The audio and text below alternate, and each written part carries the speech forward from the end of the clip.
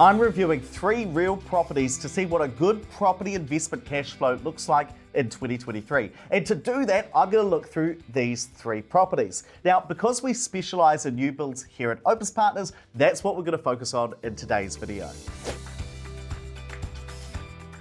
The first property we're going to look at is this 2-bedroom townhouse in Marcroft Street, that's in Christchurch. Now, remember, your cash flow is the money left over, or the money that you as the investor have to put in after you've paid all your mortgage costs, your rates, your insurance, your maintenance. This property is priced at $539,000, which is extraordinarily cheap in today's market. 2 bedrooms, 1.5 bath and a car park, and the rent on this is going to be between $480 and $500 a week. So we're going to use the midpoint, $490. Now, the way we calculate the cash flow is we're going to use the Opus Partners Return on Investment calculator. We're going to put all the details in about the property, and it's going to give us a 15-year cash flow forecast. So I've put in the developer, 4 Avenues Limited, and all the details about the property. So the current value, the setup costs, the interest rate is going to be 6.5%, and the rental income $490 per week. Also put in the rates, the insurance, the expected maintenance, and a residents association. And what this will then give me is a 15-year cash flow forecast. Initially, see how the property is negatively geared. That means you as the investor have to put money into the property to top it up. And the reason you're negative in year 1 is the property is under construction. It's still being built, so you don't have a tenant. Once you do get a tenant, see how the cash flow becomes even more negative to about $300 per week. That's because at today's current interest rates, the rent isn't going to cover all of the costs, like the interest on your mortgage, your rates, your insurance, and your maintenance. And so many property investors, in fact, most property investors, need to put money into their property's bank account to make sure that all of the bills are paid. That eventually becomes positive as rents increase and interest rates come down. The next property we're going to look at is an apartment by Brooksfield. Now, these guys build really good looking houses, but does that mean that it's a good investment? Let's find out, because I recently had an investor here at Opus Partners ask me what I think about this property. The one we're going to dive into is an apartment which is located above the garages of these townhouses. It's a 1-bedroom, 1-bathroom apartment, and it's currently priced at $699,000. Let's take a look at the rental appraisal. This is expected to rent for between $460 and $480 per week. So again, we're going to use the midpoint of $470 a week. Let's take a look at the cash flow. Like our first property, it's initially negatively geared while it's under construction, but what happens once it's finally built?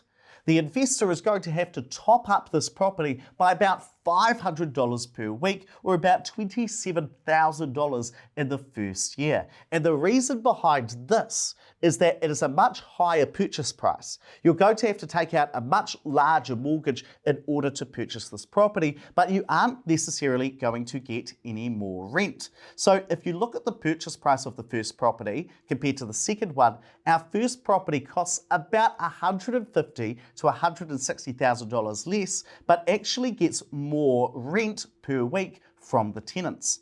Over a 15-year period, if you were to buy the Brooksfield property, you would need to invest about $90,000 more of your own money in order to purchase it. So for me, it tells me that the first property is a much better investment than the second one we looked at.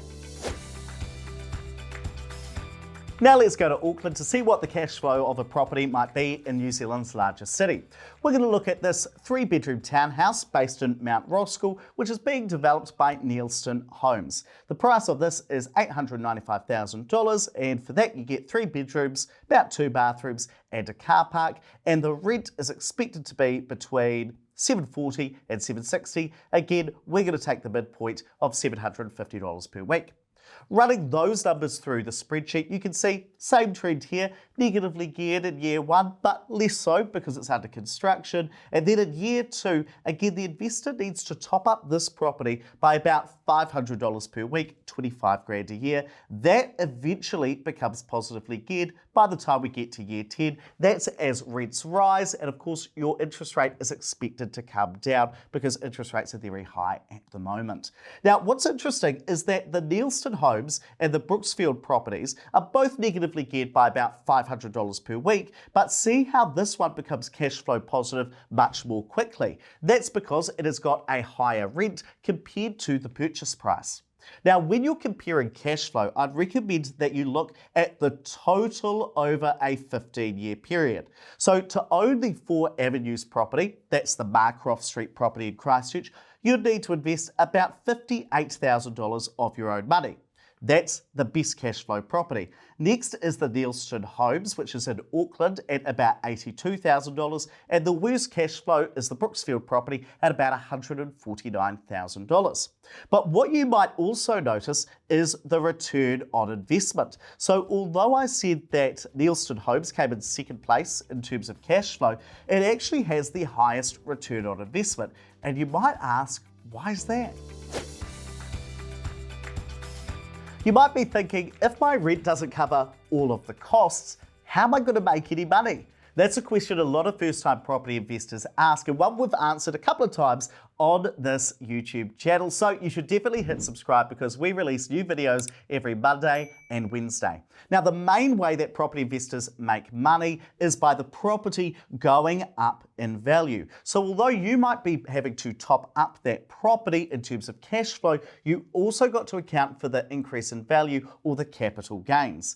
In this case, the Marcroft Street property, you can see, although you might need to put in $80 per week in the first instance, if that property is increasing by a conservative 5% per year, then you might get about $500 in capital growth per week, and that increases over time. So although the amount of cash you have to put into the property eventually goes down, the amount that the property is increasing per week goes up over time. Now, the reason that the Mount Roskill or Neilston Homes property gives a higher return on investment is it's located in Auckland, so we forecast that it'll increase in value more quickly, and it's a higher value property, so every time it doubles in value, you're getting more money.